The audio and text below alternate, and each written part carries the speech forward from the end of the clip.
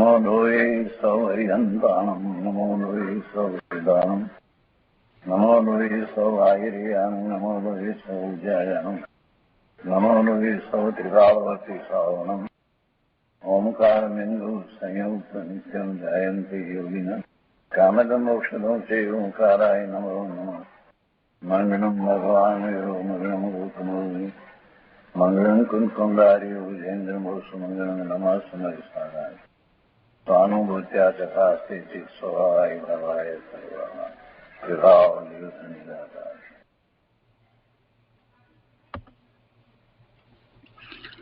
दश लक्षण पर्युषण महापर्व અત્યારે આરાધનાના દિવસો છે। 10 લક્ષણ ધર્મના 10 લક્ષણ છે। ઉત્તમ ક્ષમા, ઉત્તમ માર્દવ, ઉત્તમ આર્જવ, ઉત્તમ શૌચ, ઉત્તમ સત્ય, ઉત્તમ સંયમ, ઉત્તમ તપ, ઉત્તમ ત્યાગ, ઉત્તમ આંકિંચન્ય અને ઉત્તમ બ્રહ્મચર્ય।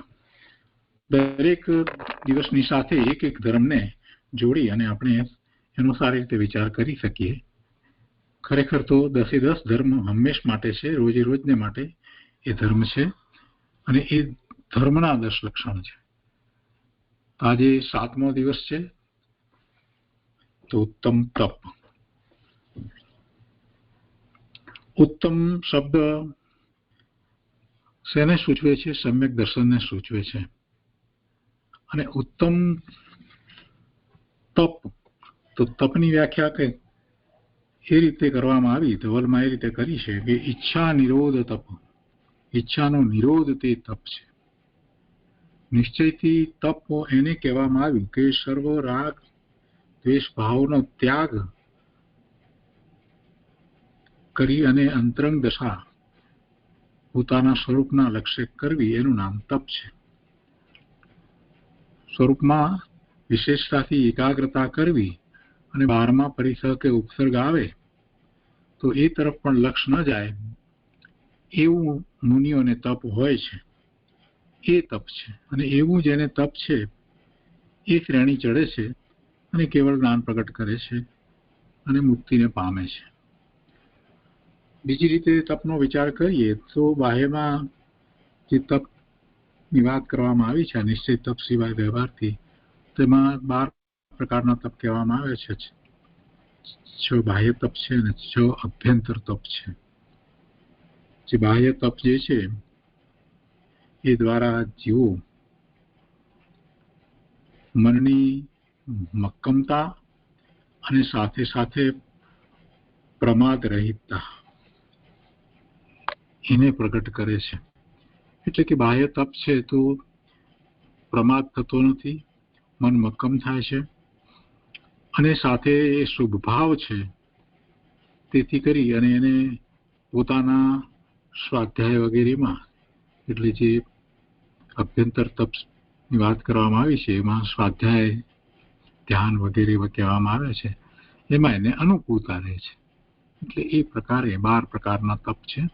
પણ નિશ્ચયથી તપ તો એને જ કહેવાયું કે ઈચ્છા ઉત્પન્ન જ ન થવી એનું નામ તપ છે। તો પ્રવચન સારનો સ્વાધ્યાય શરૂ કરીએ છીએ। ભગવાન કુંકુંદાચાર્ય રચિત પ્રવચન સાર તથા ભગવાન અમૃતચંદ્રાચાર્ય રચિત પ્રવચન સારની ટીકા તત્વ પ્રદીપિકા અને જયસેનાચાર્ય ભગવાન રચિત પ્રવચન સારની ટીકા તાત્પર્ય વૃત્તિ એનો આધાર લઈ અને પૂજ્ય ગુરુદેવ પાસેથી આપણે પ્રવચન સારને સમજી રહ્યા છીએ, પ્રવચન સારનો સ્વાધ્યાય કરી રહ્યા છીએ। પ્રવચન સારના સ્વાધ્યાયમાં આપણે 181મી ગાથાનો સ્વાધ્યાય ચાલી રહ્યો છે।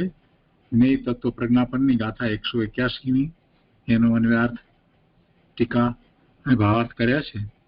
અને એ ગાથા ઉપર પૂજ્ય ગુરુદેવ કાજી સ્વામીએ જે વિસ્તાર કર્યો છે એનો કેટલો ભાગ કર્યો છે એટલે ટીકા કરી છે। આજે 181મી ગાથાના ભાવાર્થ ઉપર પૂજ્ય ગુરુદેવ વિસ્તાર કરશે તે લઈશું અને તે પછીથી આપણે ગાથા 182 શરૂ કરીએ છીએ। તો પહેલા ગાથા 182 વાંચનમાં લઈએ છીએ। 182મી ગાથાના ઉपोद्घातમાં કહે છે કે હવે જીવને સ્વદ્રવ્યમાં પ્રવૃત્તિ અને પરદ્રવ્યની નિવૃત્તિની સિદ્ધિને માટે સ્વપરનો વિભાગ દર્શાવે છે. જીવને સ્વદ્રવ્યમાં પ્રવૃત્તિ અને પરદ્રવ્યથી નિવૃત્તિ એની સિદ્ધિ માટે સ્વ શું ને પર શું એ તો જાણવું પડે ને. એટલે કહે છે કે સ્વદ્રવ્યમાં પ્રવૃત્તિ અને પરદ્રવ્યની નિવૃત્તિની સિદ્ધિ માટે સ્વપરનો વિભાગ દર્શાવે છે. તો ગાથા 182 સંસ્કૃતમાં આ પ્રમાણે છે. વણિતાહ પૃથિવી પ્રમુખા જીવનિકાયા અથ સ્થાવરાશ્ચ ત્રષા અન્યે તે જીવાજીવોપી ચ તેભ્યો અન્યો. ગુજરાતીમાં ગાથા છે. સ્થાવર અને ત્રસ પૃથ્વી આદિક જીવ કાય કહેલ જે તે જીવથી છે અન્ય તેમજ જીવ તેથી અન્ય છે. આ 6 કાય કહીએ છીએ ને તો 6 કાય તો જીવ જુદો છે એ વાત આમાં કરે છે. ગાથાના વ્યાસમાં કહે છે કે અથ સ્થાવરા ચ ત્રષા. હવે સ્થાવર ને ત્રસ એવા જે પૃથ્વી પ્રમુખા જીવની કાયા ભણીતા પૃથ્વી આદિક જીવની કાયો કહેવામાં આવ્યા છે તે જીવાત અન્ય ચ જીવ અપી તેભ્ય અન્ય. તે જીવથી અન્ય છે અને જીવ પણ તેમનાથી અન્ય છે. શું કહે છે કે હવે સ્થાવર અને ત્રસ એવા જે પૃથ્વી આદિ જીવની કાયો કહેવામાં આવ્યા છે તે જીવથી અન્ય છે અને જીવ પણ તેમનાથી અન્ય છે. ટીકામાં અમૃતચંદ્રાચાર્ય ભગવાન સમજાવે છે કે જે આ પૃથ્વી વગેરે ષટ જીવની કાયો છે, પૃથ્વી કાય, વાયુ કાય, વનસ્પતિ કાય, એ બધા જે 6 જીવની કાયો છે અને પછી ત્રસ અને સ્થાવર એવા ભેદપૂર્વક માનવામાં આવે છે તે ખરેખર અચેતનપણાને લીધે જીવથી અન્ય છે અને જીવ પણ ચેતનપણાને લીધે તેમનાથી અન્ય છે. ષટ જીવની કાય એ કાય છે. 6 કાયના જીવ કહીએ પણ એ કઈ કાયાના જીવ નથી. જીવ જુદો છે અને કાયા જુદી છે. એ 6 પ્રકારે એ કાયાની વાત કરવામાં આવી છે. એ કાયાના જીવ નથી. અને પછી ષટકા એ 6 કાયના જીવ કહીએ અને ષટ જીવની કાય કહીએ એમાં એ પછી જેવડી કાયા છે ને એ પ્રમાણે જેવી કાયા છે એ પ્રમાણે જ પછી એ જીવને આપણે તુચ્છ સમજતા આવ્યા છીએ. ખરેખર જીવ માત્ર નિગોદનો જીવ હોય, કેન્દ્રીય જીવ હોય, સ્થાવર હોય, ત્રસ હોય, કોઈ પણ પર્યાયમાં રહેલો જીવ છે તે ભગવાન આત્મા છે. એ પરિપૂર્ણ છે, એ અનંત ગુણનો પિંડ છે. એટલે એમ એની કાયા સામે ન જોતા, એની વર્તમાન પર્યાય સામે ન જોતા એ જીવ છે એમ જોવું જોઈએ. આપણા બેકવાર્ડમાં જે ઘાસ છે ને, ઘાસ એ દરેકે દરેક વનસ્પતિ કાય જીવ છે. એ એક જીવ છે, એક જીવ છે. એના તરફ બીજા જીવો પ્રત્યે આપણે જે રીતે દ્રષ્ટિ કરીએ એવી રીતે એને જીવ તરીકે જોવો જોઈએ. ગુરુદેવ તો એમ કહે છે કે જો તું આ નિગોદના જીવને તું જીવ તરીકે ન માને અને તું આ બટાટા, સકરિયા, ગાજર, મૂળા, કાંદા જેને અનંતકાય કહેવામાં આવે એનો ત્યાગ નથી કરતો, એટલે કે તું એમાં જે જીવ છે એને તું માનતો નથી, સ્વીકારતો નથી, તો યાદ રાખજે કે તારો પણ એક વખત એવો વખત આવી જશે કે તને કોઈ જીવ નહીં માને. એટલે કે તું એવા એકિન્દ્રિયમાં નિગોદમાં ચાલ્યો જઈશ. ગુરુદેવે આ વાત ઘણી વાર કરી છે. એટલે જ્યાં જ્યાં જીવ છે ત્યાં એને જીવ તરીકે માનવું. અને ત્રસ હિંસા તો થાય જ નહીં આપણાથી, અને એકેન્દ્રિયની જે હિંસા થાય છે એનાથી બચવાનો પૂરેપૂરો પ્રયત્ન રાખવો જોઈએ. એટલે ત્યાં જીવ છે એ માનવાની અહીંયા તો આપણે વાત કરી રહ્યા છીએ. એ માત્ર એને આપણે જે રીતે જોઈએ છીએ એમ નહીં, પરંતુ એને જીવ તરીકે જોવું જોઈએ. અને અહીંયા એ વાત કરે છે કે જે કાય છે એ કાયા અને જીવ એ બે જુદા છે. જે આ પૃથ્વી વગેરે સઠ જીવની કાયો ત્રસ અને સ્થાવર એવા ભેદપૂર્વક માનવામાં આવે છે તે ખરેખર અચેતનપણાને લીધે જીવથી અન્ય છે. શરીર છે તો અચેતન છે ને, એટલે કે છે, અને જીવ પણ ચેતનપણાને લીધે તેમનાથી અન્ય છે. અહીં એમ કહ્યું છે કે સઠ જીવની કાય આત્માને પરદ્રવ્ય છે, આત્મા એક જ સ્વદ્રવ્ય છે. તો આ રીતે 182મી ગાથા છે. આપણે 181મી ગાથા નો સ્વાધ્યાય કરી રહ્યા છીએ. એમાં ભાવાર્થ ઉપર ના પ્રવચન ઉપર પૂજ્ય ગુરુદેવ આજે વિસ્તાર કરવાના છે. તો 181મી ગાથાનો ભાવાર્થ જરાક ફરીથી વાંચી જઈએ છીએ કે પર પ્રત્યે પ્રવર્તો એવો શુભ પરિણામ તે પુણ્યનું કારણ છે અને અશુભ પરિણામ તે પાપનું કારણ છે. તેથી કારણમાં કાર્યનો ઉપચાર કરીએ તો શુભ પરિણામ તે પુણ્ય છે અને અશુભ પરિણામ તે પાપ છે. ખરેખર તો શુભ પરિણામ એ પુણ્ય બંધનું કારણ છે, પણ એમાં કારણની અંદર કાર્યનો ઉપચાર કરવામાં આવે તો એમ કહેવાય કે શુભ પરિણામ તે પુણ્ય છે અને એવી જ રીતે અશુભ પરિણામ તે પાપ છે. અને પછી આગળ વધી અને શુદ્ધ પરિણામની પણ વાત કરે છે અહીંયા કે સ્વ આત્મદ્રવ્યમાં પ્રવર્તો એવો શુદ્ધ પરિણામ તે મોક્ષનું કારણ છે. અને એમાં પણ એ જ રીતે કારણમાં કાર્યનો ઉપચાર કરીએ તો શુદ્ધ પરિણામ તે મોક્ષ છે. શુભ પરિણામ પુણ્ય છે, અશુભ પરિણામ પાપ છે અને શુદ્ધ પરિણામ તે મોક્ષ છે. તો પૂજ્ય ગુરુદેવ પાસેથી એ વિસ્તાર સમજીએ. પ્રવચન સુધા ભાગ 7મો. અહીંયા પારા નંબર 287, પ્રવચન નંબર 183G શરૂઆતથી કરી અને પૂજ્ય ગુરુદેવ એ વાત આપણને સમજાવે છે.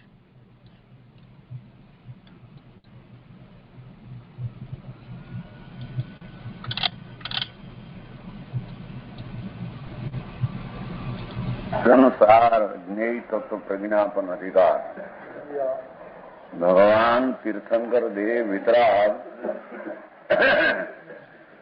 જેને ત્રણકાળ ત્રણ લોકનું જ્ઞાન ભગવાન વિતરાગ પરમાત્માને થયું, પછી જે દિવ ધ્વનિ નીકળી વાણી એને પ્રવચન કહેવામાં આવે.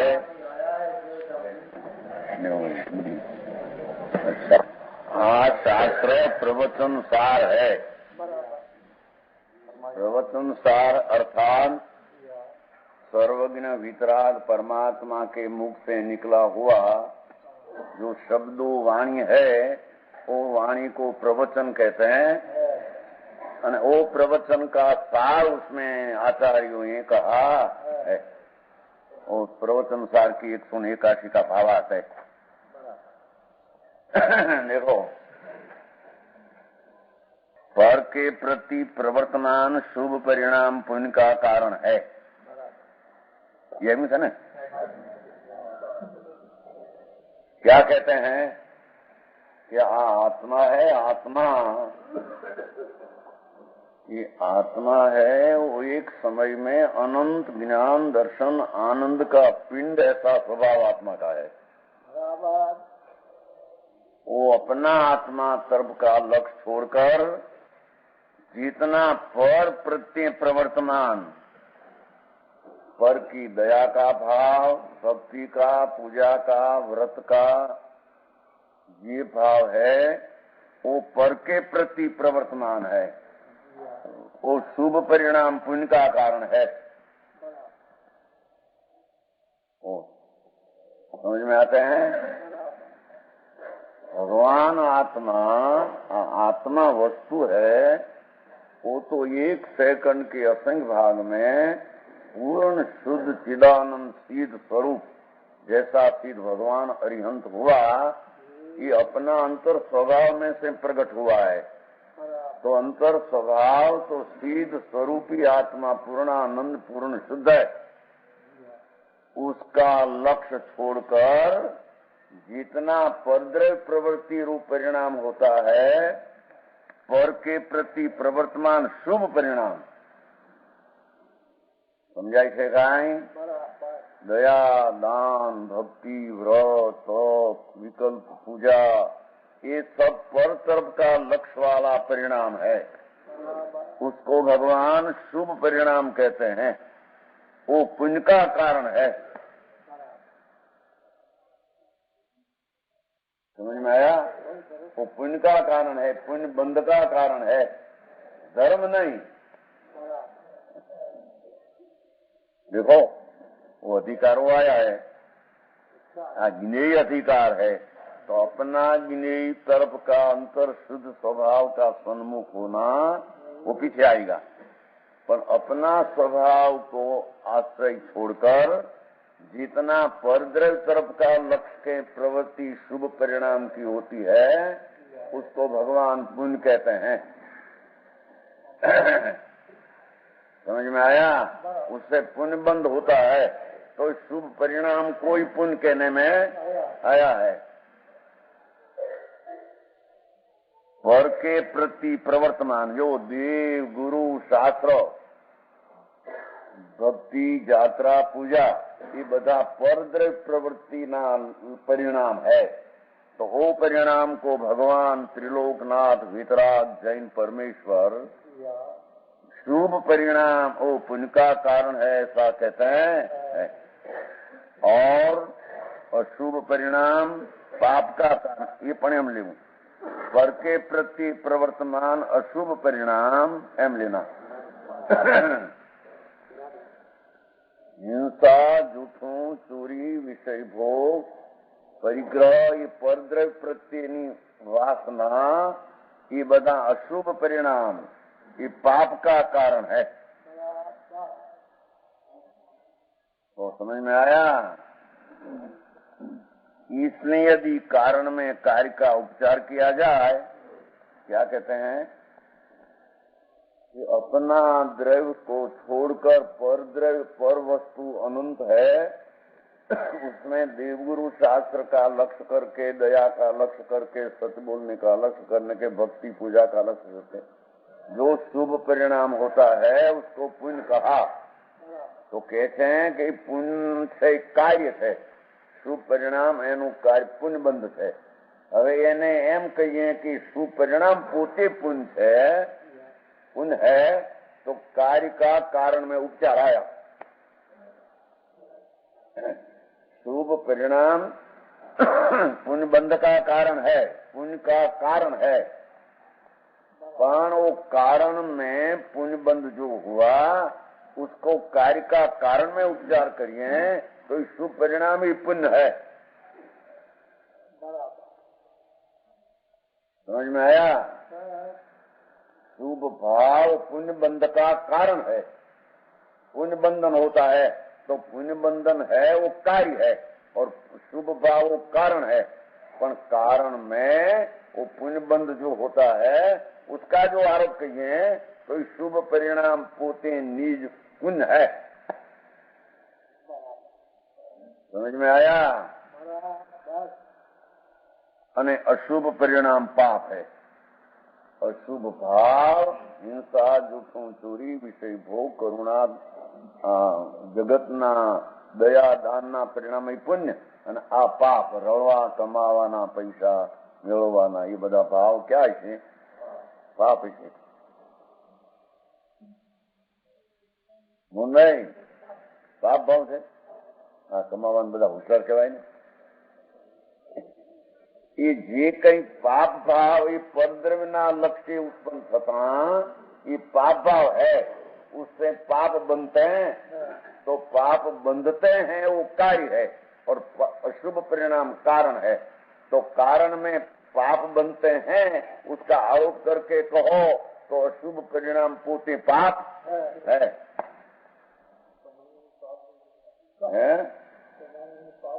कमाने का भाव क्या है? हीरा मानिक ने क्या ममता, यहाँ धर्म करने बैठे थे ठीक, बच्चा के पालने का भाव ममता पाप है। शुभ क्या से आया? और आज्ञा लेना है, विषय पूछना है गृहस्थ का कर्तव्य पाप का।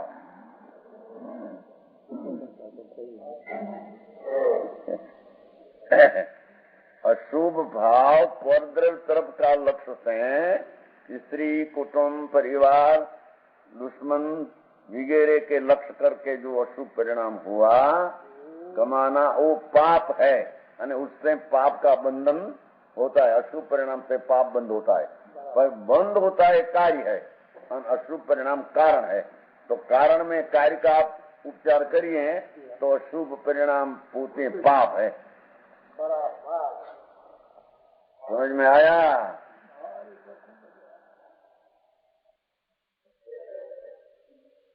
હવે तीजा, स्वात्म द्रव्य में प्रवर्तमान शुद्ध परिणाम मोक्ष का कारण है। अपना आत्मा शुद्ध चिदानंद ज्ञाता आनंद कन स्वरूप,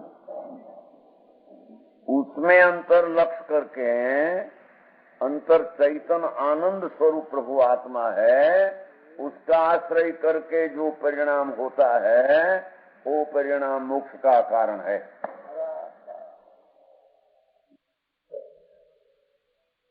समझ में आया? स्वात्म द्रव्य में प्रवर्तमान स्व आत्मा भगवान सच्चिदानंद सिद्ध स्वरूप प्रभु अपना आत्मा, वो तरफ का अंतर लक्ष्य करके अपना आत्मा परमानंद मूर्ति है, उसका अवलंबन करके आश्रय करके जो परिणाम होता है वो परिणाम सम्यक दर्शन ज्ञान चारित्र का परिणाम है। और वो सम्यक दर्शन ज्ञान चारित्र का परिणाम समझते हैं, वो पर्याय परिणाम ये अपना शुद्ध द्रव्य के आश्रय से होती है अवस्था।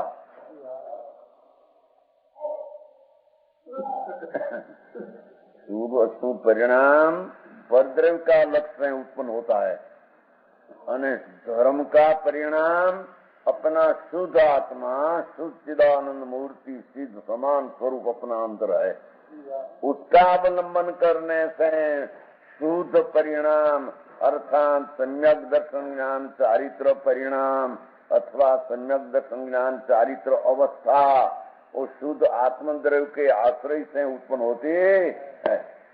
बराबर समझ में आया? घनी बात है भाई, हिंदी आवे तो पण वस्तु तो जो हो आइए न क्या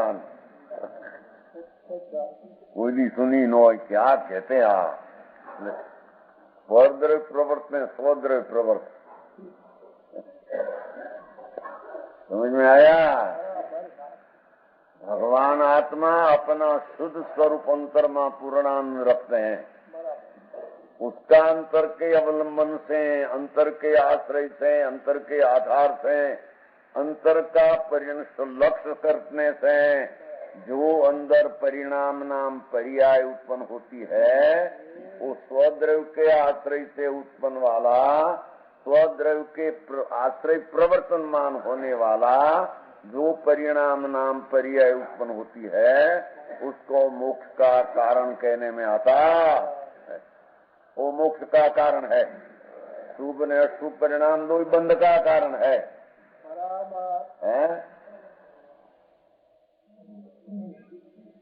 दया दान व्रत भक्ति पूजा आदि परिणाम शुभ पुण्य बंध का कारण है। हिंसा झूठों चोरी विषय भोग कमाना पाप का बंध का कारण है। अनेक दो परिणाम से रहित अपना शुद्ध चैतन्य प्रभु, उसका अंतर आश्रय करके जो शुद्ध सम्यक दर्शन, शुद्ध सम्यक ज्ञान, शुद्ध सम्यक चारित्रनी निर्मलता द्रव्य के अंतर द्रव्य के आश्रय से प्रकट हो, उसको भगवान मोक्ष का कारण रूप शुद्ध परिणाम कहते हैं। नहीं वो समझाई थे काई, समझाई थे काई इसलिए समझ में आते हैं ऐसी। स्वात्म द्रव्य में प्रवर्तमान मैं शुद्ध चैतन्य हूँ, पूर्णानंद हूँ, वो का ध्येय करके उसको अवलंबन करके बाह्य का अवलंबन लक्ष्य में से छोड़ करके अंतर शुद्ध चैतन्य प्रभु उसका अंतर्मुख होकर जो परिणाम नाम पर्याय होती है, वो पर्याय को, परिणाम को, अवस्था को, उसको शुद्ध परिणाम कहने में आता, और वो शुद्ध परिणाम को धर्म कहने में आता, और वो धर्म वो मोक्ष का कारण है। समझ में आया? वितराग त्रिलोकनाथ सर्वज्ञ परमात्मा क्या कहते हैं उसकी खबर ही नहीं, अने धर्म हो जाए, धर्म हो जाए, कहां से धर्म हो जाए? परमात्मा वितराग देव जैन परमेश्वर जेने जिसको एक सेकंड ना असंग भाग में 3 काल 3 लोक जनाना एवा वितराग त्रिलोकनाथ परमेश्वरे ऐसा फरमाया, करे आत्मा तेरी प्रवृत्ति अपना द्रव्य को छोड़कर जितना पर द्रव्य तरफ की प्रवृत्ति में शुभ परिणाम है वो पुण्यबंध का कारण है, और परद्रव्य प्रवृत्ति ना अशुभ परिणाम है वो पाप बंध का कारण है। उसमें कोई धर्म का कारण नहीं।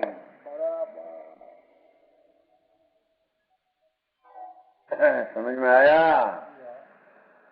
धर्म किसको कहते हैं कि भगवान आत्मा स्वचैतन्य प्रभु ज्ञान सूर्य आत्मा है, अंदर चैतन्य सूर्य, चमक तो सूर्य ज्ञानानंद से भरा आत्मा, वो तरफ का अंतर दृष्टि करके जो परिणाम स्वद्रव्य प्रवर्तमान हुआ वो परिणाम को भगवान धर्म कहते हैं, वो परिणाम को भगवान शुद्ध परिणाम कहते हैं, वो परिणाम को भगवान मोक्ष का कारण कहते हैं। इसलिए यदि कारण में कार्य का उपचार किया जाए तो शुद्ध परिणाम मोक्ष है। क्या किया कि भगवान आत्मा अपना द्रव्य का लक्ष्य जितना छोड़कर पर द्रव्य तरफ का शुभ परिणाम करे तो उसको पुण्यबंध होता है। पर द्रव्य प्रवृत्ति में अशुभ परिणाम हो तो पाप बंध होता है। तो वो पाप बंध ने पुण्य बंध का कारण को कार्य जो बनते हैं उसका आरोप करके कहो तो शुभ परिणाम पुण्य है, अशुभ परिणाम पाप है। हमें स्वद्रव्य प्रवर्तमान जो धर्म परिणाम है अपना भगवान सच्चिदानंद सत शाश्वत ज्ञान ने आनंद का आत्मा भंडार वितरागे जैसा प्रकट किया है, ऐसा आत्मा है। ऐसा अपना आत्मा तरफ का लक्ष्य करके आश्रय करके जो प्रवर्तमान विषय से वर्तमान दशा हुई शुद्ध परिणाम सम्यक दर्शन ज्ञान चारित्र वो मोक्ष का कारण है। उसको मोक्ष का कारण तो मोक्ष कार्य ना कारण, ये कार्य का कारण में उपचार करिए तो इस स्वद्रव्य का प्रवर्तमान शुद्ध परिणाम मोक्ष ही है। नहीं, ये परिणाम मोक्ष है। रति भाई समझाऊंगा नहीं यार। मुंबई में क्या धमाल पड़ी, मुंबई में क्या बोलવાનું સાંભળો મળે તો કે આ કરો પૂજા કરો દયા કરો यात्रा करो तुमने धर्म થઈ જશે। भगवान કહે છે કે હલા આરામ ધર્મ હોય તો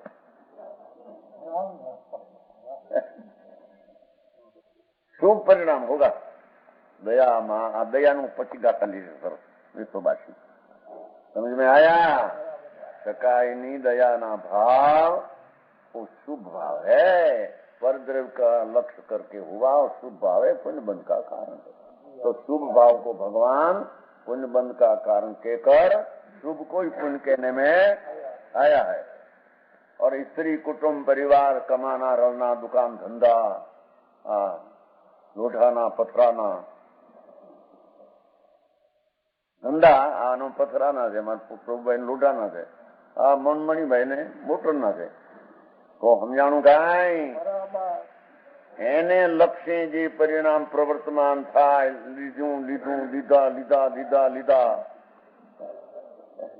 મોહનભાઈ તમારે હીરા માણિકમાં એમ થતું છે ને એટલે લીધું લીધું એ બધા પરિણામ પાપ હે। ये पाप नहीं, पाप का अशुभ परिणाम है અને અશુભ પરિણામ પાપ બંધ का कारण है। અને पाप बंद हुआ कार्य, वो पाप को यहाँ अशुभ में लगा दो तो अशुभ परिणाम पाप ही है। शुभ परिणाम पुण्य है, अशुभ परिणाम पाप है। क्या है सठी घर तो उड़ जाएगा। तो आ महेंद्र भाई करे છે ને તમારે મેં क्या બધું હવે બધું ही કરે છે। હવે पाप જ कमाते हैं, क्या करते તમે क्या कमाया अभी तक?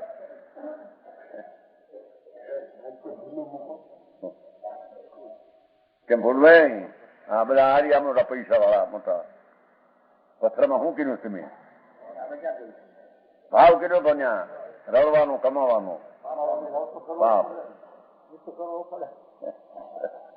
કરવો પડે નહીં, આવે છે એ પાપ છે એમ એને નક્કી કરવું જોઈએ। અને दया दान भक्ति व्रत सपना भाव पर ऊपर लक्ष्य करके मैं उसकी दया पाऊं, मैं उसका ऐसा न झूठा बोलूं, मैं ऐसा करूं, मैं ऐसा लक्ष्मी दूं, ऐसा जो परिणाम दान का है वो शुभ है અને शुभ पुण्य बंध का कारण है। कि पुण्य बंध का कारण को पुण्य को आई कही दो तो शुभ परिणाम या पुण्य है।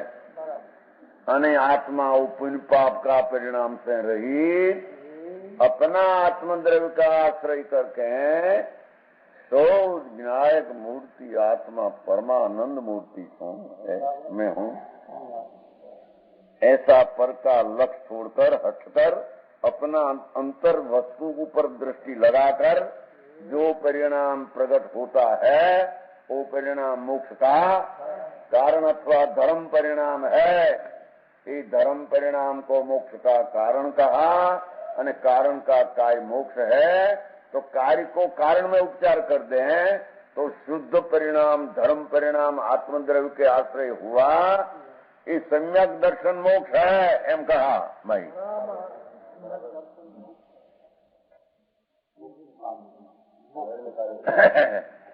सम्यक दर्शन मोक्ष का कारण को मोक्ष कहा।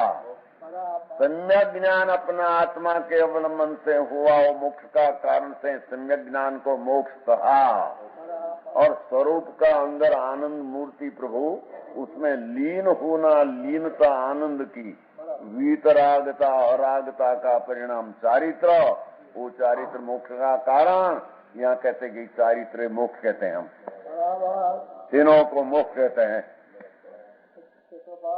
समझ में आया? प्रवचन सार है, भगवान की वाणी में निकला सार, उसका यहाँ संदोहन करके माखन करके निकाला है। मक्खन निकालते हैं ना, वो छाछ क्या छाछ कहते हैं, मट्ठा, मट्ठा में से माखन निकालते हैं। तो भगवान त्रिलोकनाथ परमात्मा विराजमान था। अनंत तीर्थंकरो महावीर भगवान चिल्ला कुंकुंदाचार्य तो है ना, उसका शासन में था। और सिमंदर भगवान वर्तमान महावीर क्षेत्र में विराजमान है। तीर्थंकर त्रिलोकनाथ केवल ज्ञानी नमो हरिहंतांग पद में विराजमान है। 24 तीर्थंकर तो नमो सिद्धांत में हो गया, सिद्ध है या सिद्ध, ये तेरे शरीर ही सिद्ध। ये अनंत तीर्थंकरों की वाणी में ऐसा आया कि तेरा आत्मा वस्तु शुद्ध, उसका अवलंबन से जो परिणाम होता है उसको हम धर्म कहते हैं, उसको मोक्ष का कारण कहते हैं और उसको हम मोक्ष कहते हैं।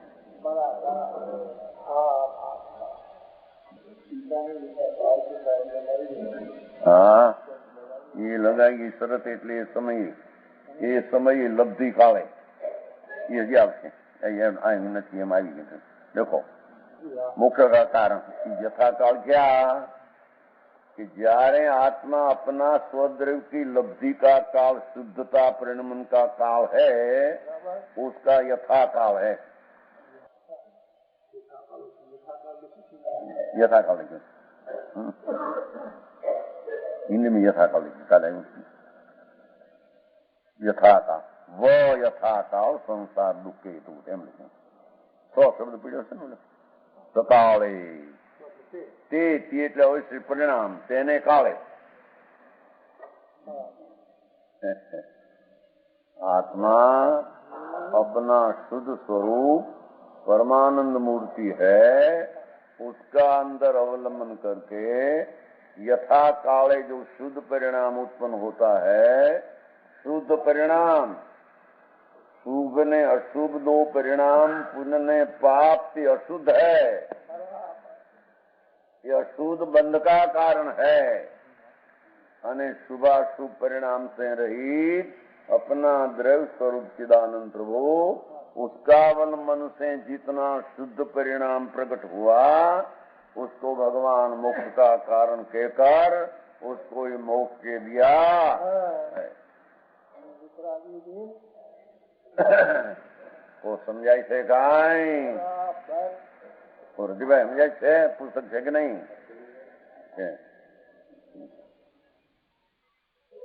इसलिए यदि कारण में कार्य का उपचार किया जाए तो शुद्ध परिणाम मोक्ष है। शुद्ध परिणाम मोक्ष है। चलो समझ जाए, आत्मा अंतर्द्रव्य वस्तु शुद्ध चैतन्य शक्ति पड़ी है, सूर्य अंदर स्वभाव का सूर्य, आत्मा स्वभाव का सूर्य, अपना निजात्म शांति आनंद न्याय आदि गुण का सूर्य प्रभु आत्मा, उसका अंतर में घुसकर दृष्टि लगाकर एकाकार होकर जो परिणाम निर्मल पवित्र होगा, उसको यहाँ भगवान कहते हैं कि हम उसको मोक्ष कहते हैं।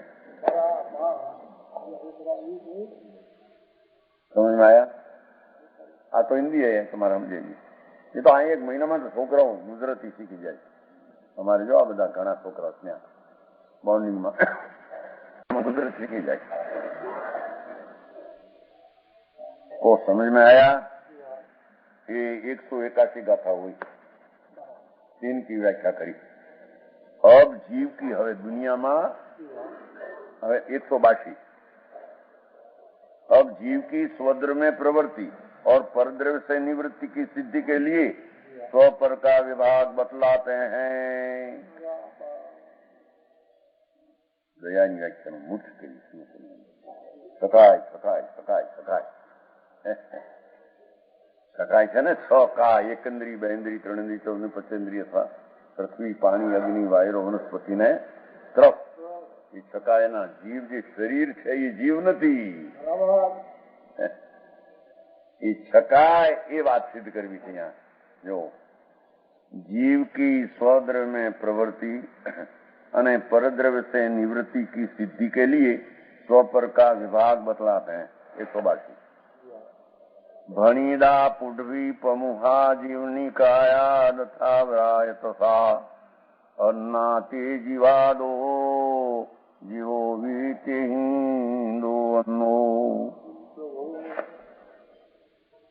हरिगीत है आमा हरिगीत नहीं,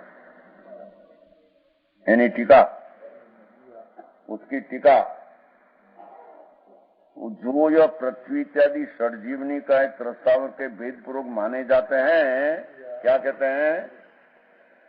ये पृथ्वी काय, अप काय, तेव काय, वाव काय, वनस्पति काय न त्रस काय, काय काय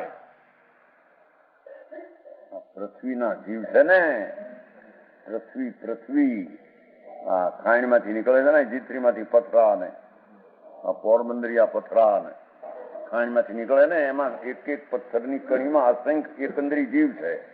बराबर देखाय छे शरीर छे, पृथ्वी शरीर है और शरीर में आत्मा पृथ्वी काय भिन्न है, जीव भिन्न है, शरीर भिन्न है। बराबर एम अपकाय पानी, पानी का एक बिंदु दिखते हैं वो शरीर है, उसमें असंख्य जीव भिन्न है। एम अग्नि दिखती है, अग्नि अग्नि कहते हैं ना, वो दिखते हैं शरीर, अंदर असंख्य जीव भिन्न है। वायु असंख्य जीव है, शरीर भिन्न है, जीव भिन्न है। अब वनस्पति हरी काय दिखते हैं ना, लीम तुम्हारा शू गलका तूरिया दूधी, ये सब एक कटकी में असंख्य जीव है, दिखते हैं शरीर, अंदर जीव भिन्न है। अने तरफ 2 इंद्री 3 इंद्री 4 इंद्री 5 इंद्री બે ઇન્દ્રિય કીડી મકોડા, 7મી આદિ, 3 ઇન્દ્રિય કીડી મકોડા, 14 ઇન્દ્રિય માખી આદि, 25 ઇન્દ્રિય નારકી મનુષ્યદેવ ને દોષ. એ પૃથ્વી ઇત્યાદિ 6 જીવની કાય, પૃથ્વી કાય, અપકાય, પેવકાય, વાવ, વનસ્પતિ ને ત્રસ, એ 6 થયા. એ 6 જીવની કાય, જીવનો સમૂહ, એ ત્રસ સ્થાવરના ભેદ, સ્થાવરના 5 ને ત્રસનો 1 સમા, એના પછી भेद पूर्वक माने जाते हैं. वे वास्तव में अचेतन के कारण जीव से अन्य है. ये शरीर अचेतन है तो जीव स्वभाव से वो छकाई का शरीर भिन्न है. समझ में आया? तरस का है शरीर, शरीर आत्मा भिन्न है. आत्मा तरस शरीर नहीं है. तो शरीर को यहाँ तरस का ही कहते हैं. एम वनस्पति शरीर है, वो तो जड़ है, अचेतन है. ऊपर का शरीर जान गलका तुरिया दूधी देखाय ऊपर नु जे शाक, वो ऊपर नु, ये तो शरीर अचेतन है. अंदर जीव भिन्न है. बे चीज भिन्न ही भिन्न है. नहीं हम जानू काई. वास्तव में अचेतन के कारण जीव से अन्य है. वो छकाई ना शरीर जीव थी अन्य है. तो नहीं छकाई नहीं दया पाड़ी, छकाई नहीं दया पाड़ी, ये मैं क्या बात करे थे. कोनी दया पाड़ू के ये तो शरीर जजाद है. पर द्रव्य में तेरा भाव होता है कि मैं उसकी दया पाऊं, वो भाव पुण्य है, शुभ है, धर्म नहीं. प्राणों छकाई में शरीर दिखते हैं, वो तो अचेतन है. और उसमें चैतन तो भिन्न रूपी है. रूपी न अरूपी 2 चीज भिन्न है. छकाई का शरीर अजीव है और उसका जीव है, वो जीव है. जीव ने अजीव 2 भिन्न चीज है.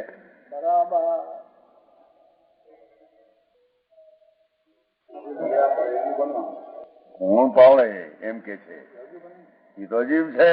શરીર અંદર જીવ છે, એને મારી શકતો નથી. અજીવને મારી કોને મારના, कोने जीवारना. वो जीव है तो जीव है अंदर त्रिकाल ध्रुव. शरीर का परमाणु पलटते हैं, वो काय जड़ है. तेरा भाव उसके में हुआ कि मैं उसको, तो छकाई का शरीर है, उसको तुम लक्ष्य करके कहते हो तो जड़ है. अंदर में जीव देखता हो तो स्वरूपी है. तेरा भाव उसके दया पालने का तो शुभ भाव है. समझ में आया? पर वो जड़ है न चैतन भिन्न है, ऐसा भान करना. तो अपना आत्मा भी शरीर तरफ भिन्न है, अपना आत्मा भिन्न है. 2 ही में अत्यंत भाव है. आत्मा शरीर रूप होता नहीं, शरीर आत्मा रूप होता नहीं. इन पृथ्वी का जीव है एक इंद्री, वो पृथ्वी शरीर रूप होता नहीं. वो पृथ्वी शरीर वो जीव रूप होता नहीं.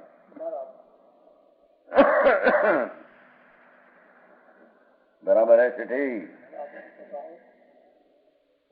छकाई का जीव है, वो छकाई का शरीर रूप होता नहीं.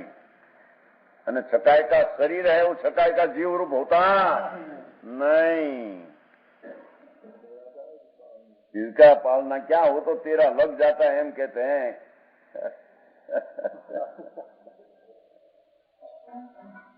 ये जड़ ने चैतन्य बने प्रगट स्वभाव भिन्न. जड़ ने चैतन्य बने प्रगट स्वभाव भिन्न. ये छकाई में छकाई ना शरीर तो जड़ है, अंदर जीवे चेतन है, अरूपी भिन्न है. 2 एक कभी होता नहीं. छकाई नहीं दया पाड़ी, छकाई नहीं दया पाड़ी. छकाई से नहीं पाल पण तने भान છે કાઈ? छकाई એટલે अजीव के छकाई એટલે जीव तनी खबर है तने कहीं? तेरे तो खबर नहीं है. छकाई जीव किसको कहते हैं?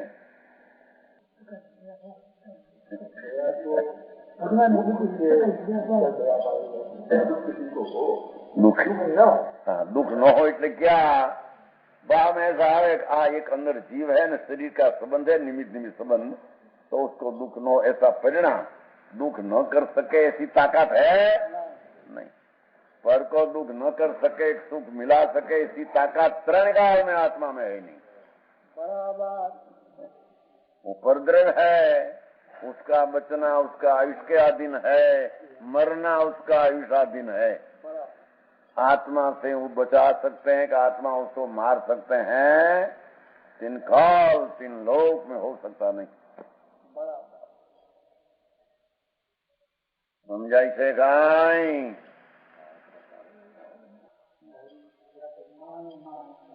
माणो तने माणो आई છે બીજાને કોણ હને ઠીક કે છે વ્યાખ્યાન પેલા બોલે ને માહણો માહણો એમ આવે હા હણસો હણાવવું પણ કોણ હણી શકે છે કોણ સાંભળને એ વાત માટે માંડી છે અહીં જ્ઞેય તત્વ અધિકાર है, शरीर है अजीव ज्ञेय है, जीव है वो चैतन्य जीव है ज्ञेय है, दो ज्ञेय भिन्न है। समझ में आया? वो व्यवहार मेरा संबंध से तेरे लक्ष्य होता है कि अरे अजीब है मेरे न मालूम शुभ होता है, पर विभाग कर दे जैसा वो शरीर है आत्मा नहीं आत्मा हो, ऐसे शरीर ही आत्मा नहीं आत्मा हो शरीर नहीं। मनुष्य आत्मा के नहीं, आत्मा भिन्न है, मनुष्य शरीर जड़ भिन्न है, तद्दन भिन्न भिन्न चीज। आ तो माटी है, आ तो माटी पुद्गल मनुष्य पण कहने में आता है जड़। भगवान अंदर रूपी चैतन्य भिन्न है, दो को कभी एक मिलान होता है नहीं, भिन्न भिन्न है।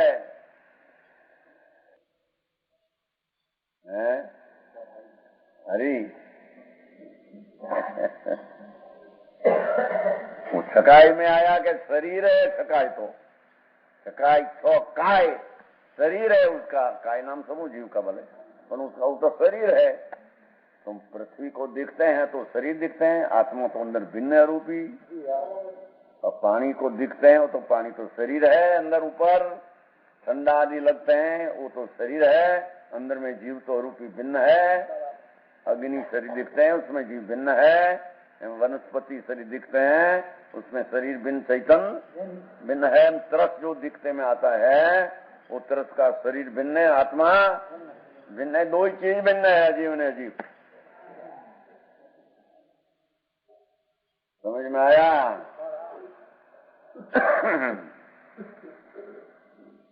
कीचड़ हुआ शरीर ही हूँ जो इस वक्त वाक्य में व्याख्यान थी वाक्य भाई તમારા બેન છે ને વ્યાખ્યાન થયું બપોરે બધા માણસો બધા આવે કાઠિયાવાડી લોકો બધા માણિકભાઈ છે ને એ પછી વ્યાખ્યાન થયું જો શરીર એ જીવ નહીં, જીવ અંદર જુદો છે, જીવ શરીર ને બે એક તદ્દન નહીં, બધું બપોરે વ્યાખ્યાન રાખી આવ્યા કે મારા તમે જીવ ને આત્મા નથી કહેતા એ મને બેસતું નથી।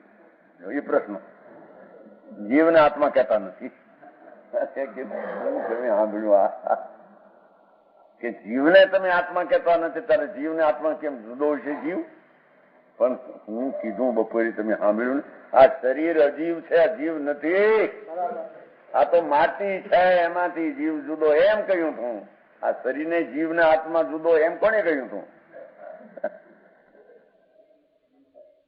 ऐसा खबर नहीं क्या कहते हैं, क्या बस शरीर ही जीव और आत्मा भिन्न। अरे शरीर अजीव और आत्मा भिन्न। हाँ एवं प्रश्न यहाँ एक प्रश्न वाक्य में थयो तो 2000 साल में समझाणु काई तुम जैन ना वाड़ा में जन्मा संप्रदाय सामायिक पोहा करता खबर नहीं काई है पूजा हूँ धूड़ पोहा क्या थी आया जी सम्यक दर्शन नहीं खबर नहीं पोहो क्या थी आयो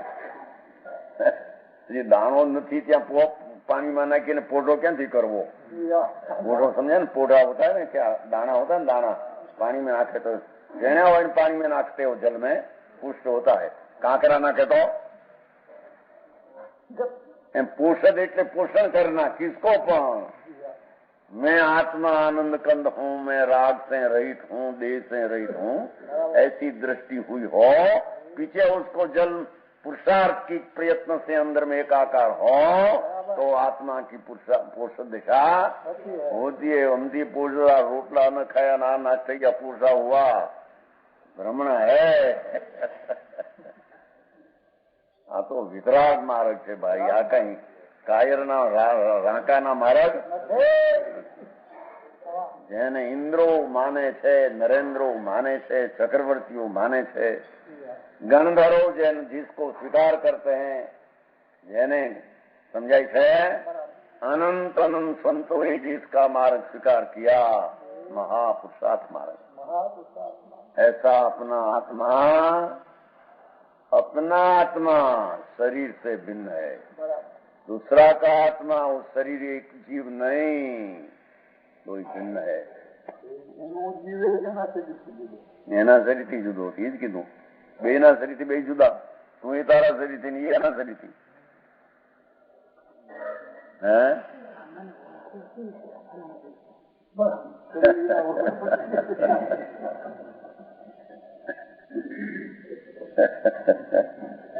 ठीक भाई। આ નામ પડ્યા વિના મીઠાલાલ जी है, वो नाम पढ़े बिना शरीर के सीधे पहचान करना।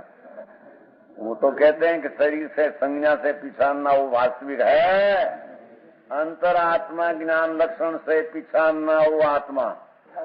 जड़ का अचेतन लक्षण से जड़ को पहचानना वो जड़।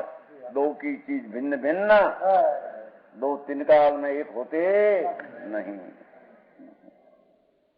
वो समझ में आया? दुख लागे आ ब्रह्मणानु तेनु दुख लागे છે? હા હવારમાં આવ્યા હતા। જીવને તમે તો બહુ ચૈતન રતન કહો છો, પણ એકલો દુઃખનો ઢગલો લાગે છે। હે માન્યું છે એમ કે છે રે? હા એમ છે। હવે આ જાયું હવે પણ ये अनुकूल प्रतिकूल केवा कौन है, किसको कहते हैं? कोई ने विस्ता नो ढगलो जाजो ने कोई ने थोड़ो एमा अनुकूल कहना किसको?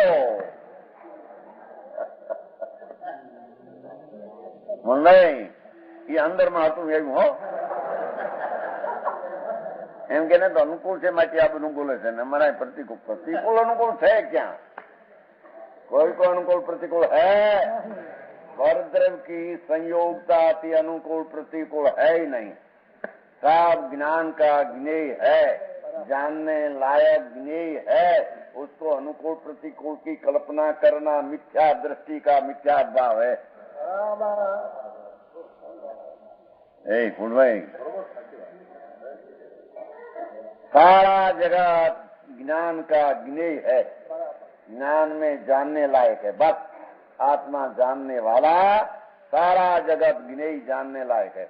वो जानने लायक एक प्रकार में दो भाग पाड़ना का अनुकूल है ना प्रतिकूल, दृष्टि मिथ्या भ्रम में गई है।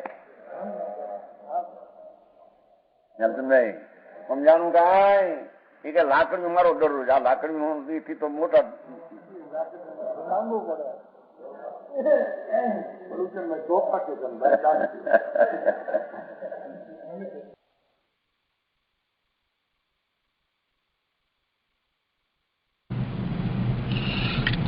આજનો સ્વાધ્યાય અહીંયા સુધી રાખીએ છીએ। આ ગાથાનો શેષ ભાગ આપણે આવતા સ્વાધ્યાયમાં લઈશું।